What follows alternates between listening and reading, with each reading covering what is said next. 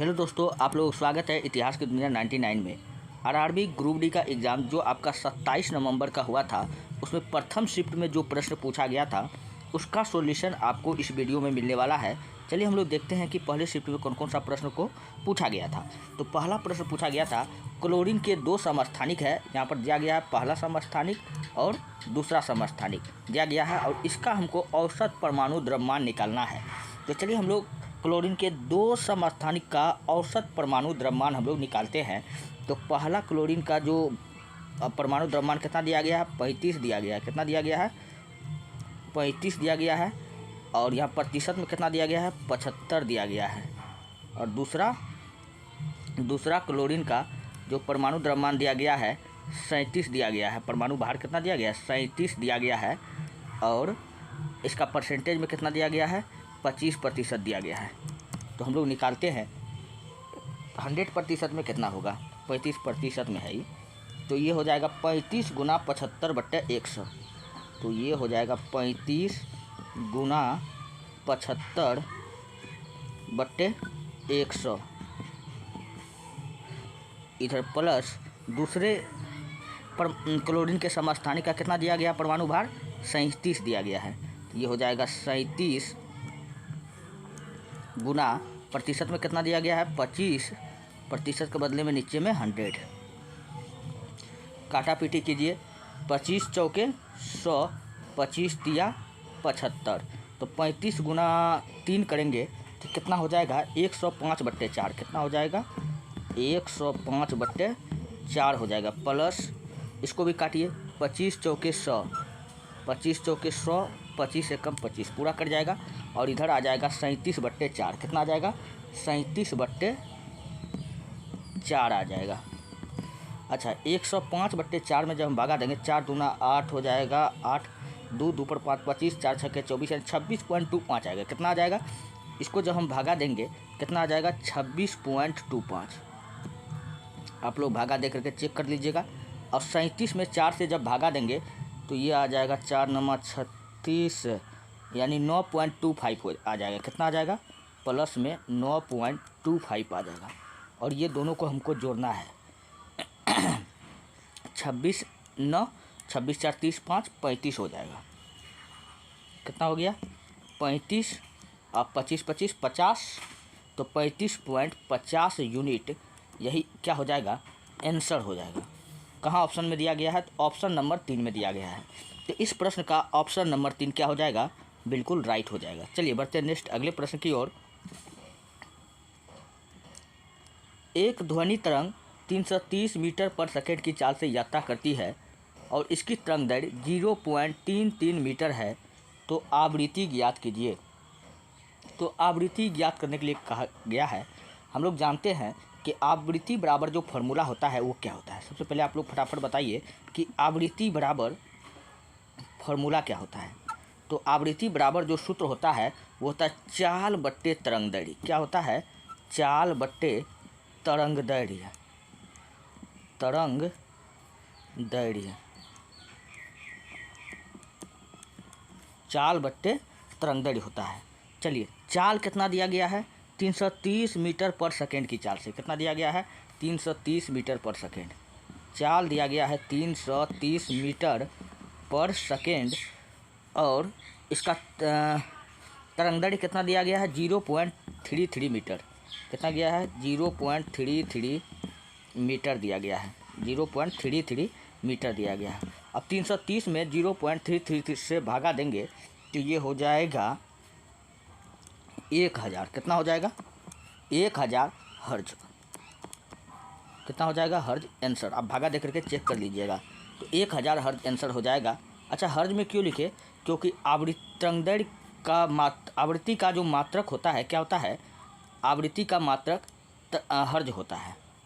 आवृत्ति का मात्रक क्वेश्चन पूछेगा क्या होता है, तो आवृत्ति का जो यूनिट होता है, मात्रक होता है, वह HZ हर्ज होता है, जिसको हम लोग HZ से सूचित करते हैं।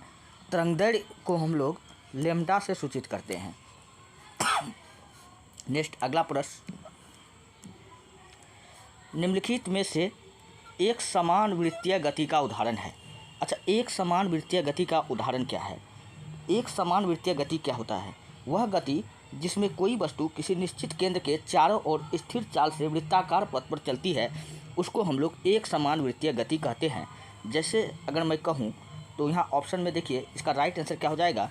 इसका राइट आंसर हो जाएगा सूर्य के चारों ओर पृथ्वी का घूमना। और यह जो है वृत्ताकार पथ में सूर्य जो है पृथ्वी के चारों ओर घूमता है और एक समान गति से घूमता है। ठीक है। इसी प्रकार एग्जाम्पल, घड़ी के सुई को घड़ी के सुई का वृत्ताकार पथ पर समान स्पीड में घूमना, समान चाल में घूमना, यह भी किसका उदाहरण हो जाएगा? वृत्तीय गति का उदाहरण हो जाएगा। ठीक। नेक्स्ट अगला प्रश्न, प्रकाश संश्लेषण की प्रकाश निर्भर अभिक्रिया किस संरचना में होती है? प्रकाश संश्लेषण की प्रकाशिक अभिक्रिया, प्रकाश निर्भर मतलब क्या हुआ? प्रकाशिक अभिक्रिया किस संरचना में होती है? तो वो दोस्तों होता है ग्रेना में। कहाँ होता है? प्रकाश संश्लेषण की प्रकाशिक अभिक्रिया पूछेगा कहाँ होता है, तो वो होता है ग्रेना में। और ये ग्रेना जो होता है दोस्त मित्रों, ग्रेना, इस ग्रेना के बारे में मैं आपको बताऊँ, ये थैलाकाइड्स का ढेर होता है। क्या होता है? ये थैलाकाइड्स का ढेर होता है। किसका? थैलेकाइड्स का,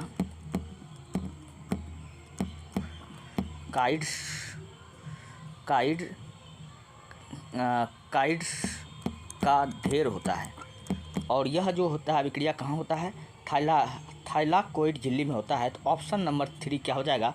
बिल्कुल राइट हो जाएगा। क्वेश्चन पूछेगा प्रकाश संश्लेषण की अभिक्रिया में किस गैस का होना अनिवार्य है? तो CO2 का होना अनिवार्य है। अच्छा, प्रकाश संश्लेषण की प्रकाशिक अभिक्रिया यानी प्रकाश निर्भर अभिक्रिया ग्रेना में होता है। तो अप्रकाशिक अभिक्रिया कहाँ होता है? अप्रकाशिक अभिक्रिया, तो अप्रकाशिक अभिक्रिया प्रकाश संश्लेषण की कहाँ होता है? तो वो होता है स्ट्रोमा में। कहाँ होता है? स्ट्रोमा में होता है। स्ट्रोमा में होता है, ये बात आपको याद रखना है। ठीक। अच्छा, ये जो थैलाकाइड्स है, यह इसका कार्य क्या होता है? दोस्तों, प्रकाश संश्लेषण की क्रिया में हम लोग जानते हैं प्रकाश ऊर्जा जो है वह रासायनिक ऊर्जा में बदलता है। और यह बदलने का काम कौन करता है? यही थैलाकाइड्स करता है। ये बात आपको अब याद रखना है। अच्छा, प्रकाश संश्लेषण की क्रिया में कौन सा गैस हमें उत्पाद के रूप में मिलता है? तो ऑक्सीजन। कौन सा? O2 जो है हमें उत्पाद के रूप में मिलता है। उत्पाद के रूप में हमको मिलता है, ये बात आपको याद रखना है। अच्छा, प्रकाश संश्लेषण की क्रिया में कहेगा हमको ऑक्सीजन की प्राप्ति होती है। कैसे होता है? O2 जो है, O2 की प्राप्ति किस गैस की प्राप्ति होती है? तो भी आंसर आएगा ऑक्सीजन। अगर ऑक्सीजन प्रकाश संश्लेषण की अभिक्रिया में प्राप्ति होती है, वो कैसे होता है? तो बताना जल के टूटने से। प्रकाश संश्लेषण की अभिक्रिया में जल के टूटने से हमें ऑक्सीजन की प्राप्ति होती है। चलिए बढ़ते नेक्स्ट अगला प्रश्न, यदि कोई वस्तु 4 सेकंड में 20 मीटर चलती है तो उसका वेग ज्ञात कीजिए। अच्छा, वेग ज्ञात करने का फॉर्मूला है, वेग बराबर सूत्र क्या होता है पहले तो ये बताओ। हम लोग जानते हैं कि वेग बराबर होता है विस्थापन बटे समय। विस्थापन बटे समय होता है वेग बराबर। अच्छा, विस्थापन चूँकि विस्थापन क्या होता है? यह भी एक दूरी होता है। विस्थापन क्या है? तो यह दूरी ना है। तो यहाँ देख लीजिए 4 सेकंड में 20 मीटर दूरी चलती है। तो विस्थापन यहाँ मेरा कितना दिया गया है? तो 20 मीटर क्या है? दूरी है। तो विस्थापन मेरा 20 मीटर हो जाएगा। कितना हो जाएगा? 20 मीटर हो जाएगा। ये हो जाएगा 20। और समय कितना दिया गया है? 4 सेकंड दिया गया है। काटा पीटी कर दे दिए, 4 पंचे 5 मीटर पर सेकंड। इसका क्या हो जाएगा? राइट आंसर हो जाएगा। तो ऑप्शन नंबर 1 क्या हो जाएगा? बिल्कुल राइट हो जाएगा। यहाँ तक अगर समझ में आ रहा है तुम लोग बढ़ते हैं नेक्स्ट प्रश्न की ओर। अगला प्रश्न है, मिसेल गंदगी हटाने में मदद करते हैं क्यों मदद करता है मिसेल? क्योंकि मिसेल जो होता है दोस्तों, वे तेल को पानी में घोलता है। वे तेल को क्या करता है? पानी में घोलता है, जिसके कारण आसानी से वो गंदगी को हटा देता है। तो इस प्रश्न का ऑप्शन नंबर 2 क्या हो जाएगा? राइट हो जाएगा। नेक्स्ट अगला प्रश्न है, प्रजातियां मुख्य रूप से किस कारण से भिन्नता दर्शाती है? प्रजातियां जो भिन्नता जो दर्शाती है वह किसके कारण दर्शाती है? वो उत्परिवर्तन के सिद्धांत पर के कारण ही दर्शाती है। और ये अच्छा, भिन्नता अगर नहीं दिखाएगा तो वो अनुवांशिक के सिद्धांत के कारण होता है। अगर भिन्नता दिखा दिया तो उत्परिवर्तन के सिद्धांत पर। जैसे बाप गुस्सा वाला था, बेटा भी गुस्सा वाला हो गया, तो ये अनुवांशिक सिद्धांत है। उत्परिवर्तन के सिद्धांत जस्ट इसका विपरीत हो जाता है, मतलब कोई कुछ मिलता ही नहीं है, ये भिन्नता आ जाता है। तो उत्परिवर्तन का सिद्धांत, क्वेश्चन पूछा जाता है कि उत्परिवर्तन का सिद्धांत कौन दिया था, तो उत्परिवर्तन का सिद्धांत दिया था ह्यूगो डिग्रीज। कौन दिया था? ह्यूगो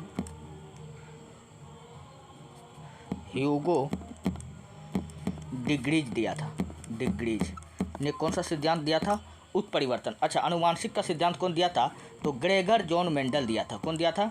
ग्रेगर, आप लोग लिख लीजिए, ग्रेगर जॉन मेंडल। इन्होंने अपना अनुवांशिकता का प्रयोग सर्वप्रथम मटर के पौधे पे किया था। नेक्स्ट, विखंडन किस जीव में देखा जाता है? विखंडन जो होता है दोस्तों वो प्लेनेरिया में देखा जाता है। किस में देखा जाता है? प्लेनेरिया में जो जनन होता है वो विखंडन विधि द्वारा होता है। इसलिए इस प्रश्न का ऑप्शन नंबर 2 क्या होगा? राइट हो जाएगा। ठीक है। अच्छा, पैरामीशियम में जनन किस विधि द्वारा होता है? दोस्तों, पैरामीशियम में जो जनन होता है, जनन के विधि का नाम है द्विखंडन या द्विभाजन।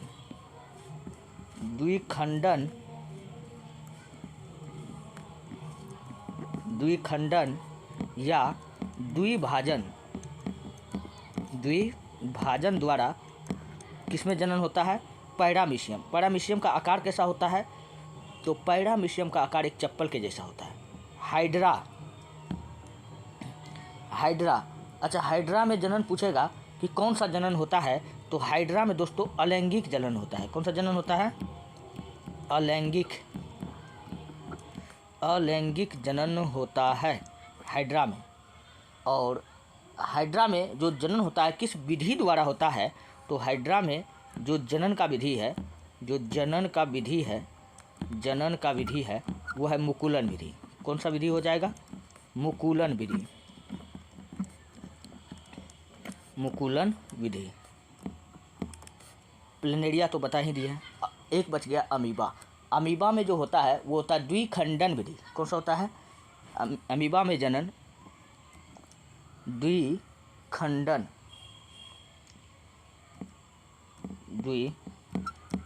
विधि द्वारा होता है। ये बात आपको याद रखना है। ठीक है, चलिए। विखंडन हाइड्रा में नहीं, इसमें द्विखंडन नहीं होगा। द्विखंडन इसमें होता है, पैरामीशियम में होता है। इसमें होता है सिर्फ विखंडन विधि द्वारा। अमीबा में विखंडन विधि द्वारा जनन होता है, ये याद रखना है। नेक्स्ट, अगला प्रश्न, अर्धसूत्री विभाजन का परिणाम है। अर्धसूत्री विभाजन का परिणाम क्या है?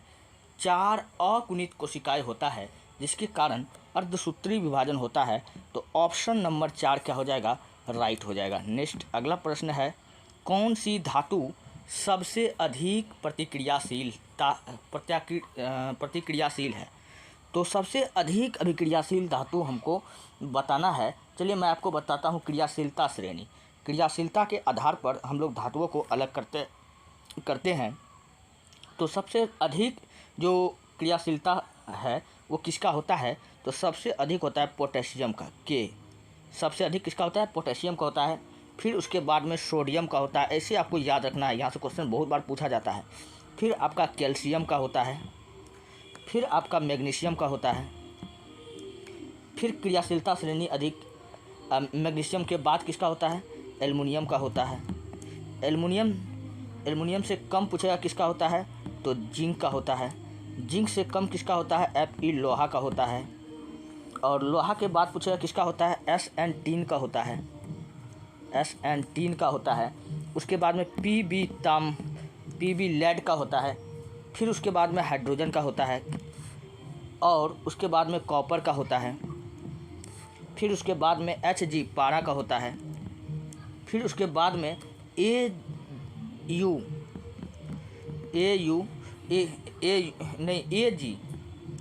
चांदी का होता है। फिर Au सोना का होता है। तो ये क्रियाशीलता श्रेणी है जो आपको याद रखना है। यहीं से क्वेश्चन आपका उठाया गया, कौन सी धातु सबसे अधिक प्रतिक्रियाशील है। अगर हम देख रहे हैं तो जिंक कहाँ आ रहा है? जिंक देखिए, जिंक से ऊपर क्या आ रहा है कि पोटेशियम आ रहा है, तो सबसे ऊपर पोटेशियम ऊपरे में मिल गया, तो हम आराम से इसको हम टिक कर देंगे। सबसे अधिक क्रियाशीलता किसका होता है? पोटेशियम का होता है, फिर सोडियम का होता है, फिर कैल्शियम का होता है, फिर मैग्नीशियम का होता है, फिर एल्युमिनियम का, फिर जिंक का, फिर लोहा का, फिर टीन का, फिर लेड का, फिर हाइड्रोजन का, फिर कॉपर का, मरकरी का, और चांदी का, और सोना का। ऐसे याद रखना है। चलिए बढ़ते हैं नेक्स्ट। जैसे हमको याद है उसी तरह आपको याद रखना है। अभिक्रिया, यहाँ आपको अभिक्रिया कराने के लिए कह रहा है। हम लोग जानते हैं कि कॉपर से ज़्यादा अभिक्रियाशीलता किसका होता है? जिंक का होता है। इसलिए जिंक क्या करेगा? कॉपर को विस्थापित कर देगा, और जहाँ पर कॉपर है यहाँ पर जिंक आ जाएगा और कॉपर को अलग कर देगा। तो ये बना देगा ZnSO4। इसके जगह पर कॉपर को हटाएगा और ZnSO4 आ जाएगा, और प्लस कॉपर को हटा करके अलग कर देगा, तो ये बन गया। तो कहाँ दिख रहा है? ऑप्शन नंबर ए में। इस प्रश्न का ऑप्शन नंबर ए क्या हो जाएगा? बिल्कुल राइट हो जाएगा। नेक्स्ट अगला प्रश्न है, नेप्थलीन के पूर्ण दहन पर क्या बनता है? नेप्थलीन जो जलता है उसके पूर्ण दहन पर दोस्तों CO2 भी बनता है और H2O भी बनता है। तो इस प्रश्न का ऑप्शन नंबर 2 क्या हो जाएगा? बिल्कुल राइट हो जाएगा। नेक्स्ट अगला प्रश्न,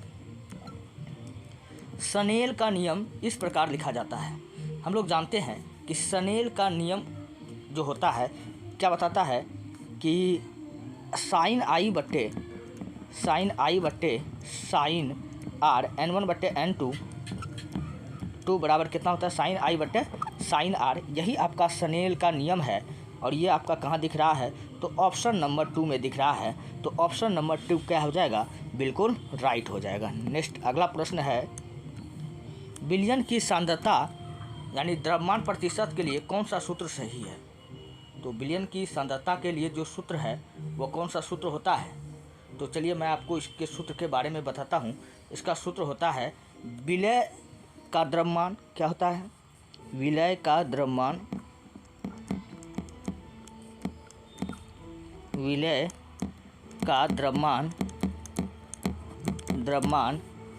बट्टे विलयन का द्रव्यमान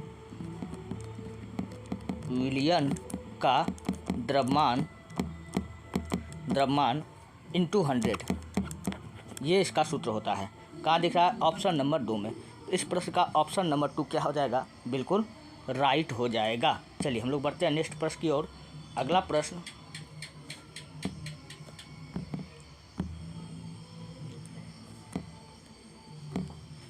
कार्य शून्य होता है जब बल और विस्थापन के बीच का कोण 90 डिग्री होता है। तो इस प्रश्न का ऑप्शन नंबर 4 क्या होगा? बिल्कुल राइट हो जाएगा। पूछेगा कार्य कब शून्य होता है? जब बल और विस्थापन के बीच का कोण अगर 90 डिग्री होगा तो 100% जो वर्क होगा, कार्य होगा, क्या हो जाएगा? शून्य हो जाएगा। और कार्य का मात्रक आप लोग बताओ, तो कार्य का मात्रक क्या होता है? जूल होता है। क्या होता है? जूल होता है। चलिए नेक्स्ट अगला प्रश्न, DNA की प्रकृति क्यों आवश्यक है?